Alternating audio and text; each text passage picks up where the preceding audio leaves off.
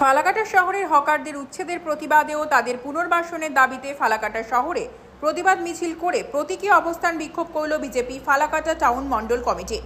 এদিন শহরের দলীয় কার্যালয় থেকে মিছিল বের হয়ে ফালাকাটা শহর পরিক্রমা করে হাটখোলায় গিয়ে প্রতীকী অবস্থান বিক্ষোভ করে বিজেপি নেতৃত্বরা।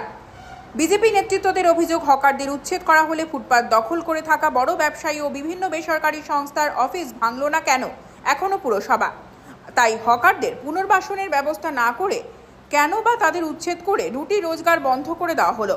এসবের প্রতিবাদে এই মিছিল অবস্থান বিক্ষোভ বলে দলীয় সূত্রে জানা যায়। এদিন এই কর্মসূচিতে উপস্থিত ছিলেন বিজেপি ফালাকাটা টাউন মণ্ডল সভাপতি চন্দ্রশেখর সিনহা, যুব মোর্চার সভাপতি বিশ্বজিৎ রুহিদাস সহ আরো অনেকে।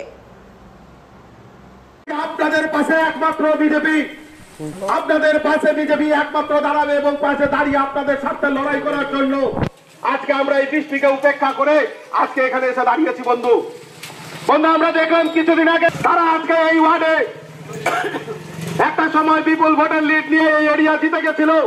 জিতে গিয়ে তখন বলেছিল যে এই পৌরসভা হয়ে যাওয়ার পরে হাটখোলার অনেক উন্নতি